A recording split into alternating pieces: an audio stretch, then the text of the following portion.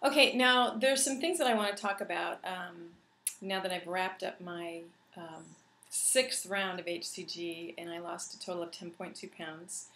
A lot of people will lose more than that, and it's designed to pretty much lose about a pound a day. The reason that I lose about half the amount of most people is because I continue to do my home run creams.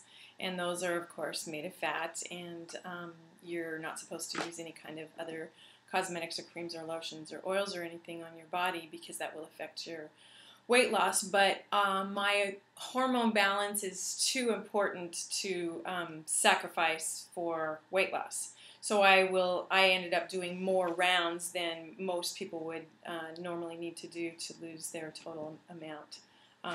This is Louie. Kind of blends in with the couch. Any case, I've got some a list of tips that if you're contemplating doing the HCG diet that will really help you toward your success. The first one is that you should do your research.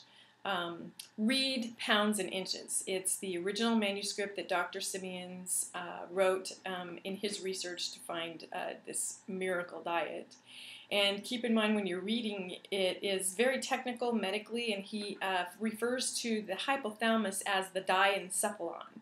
Those two are one and the same, and it was before more medical breakthroughs found the hypothalamus. A lot of times when you are asking questions of the HCG community, you can find the answers in pounds and inches. My next tip is to get involved in the HCG community. There's a thriving HCG community on Facebook, and that's what both YouTube and Facebook were like my community support team, and I have made friends for life based on the YouTube people, and then now newer friends in the Facebook HCG people. The next tip I have is to gather your supplies.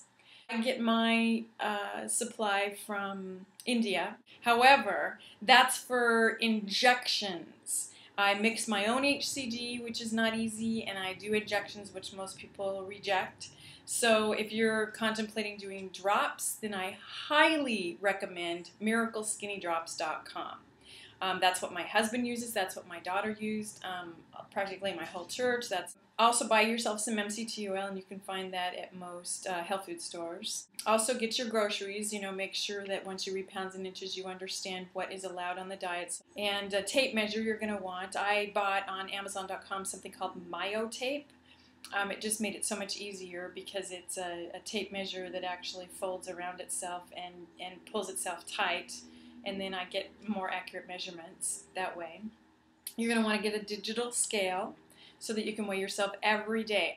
You're going to want to get a food scale. Now, I don't use a food scale anymore because I've learned how many grams of protein equals what is allowable. Then you're going to want to choose a date, a start date, and that's pretty important. Women, you're going to want to choose it around your female cycle.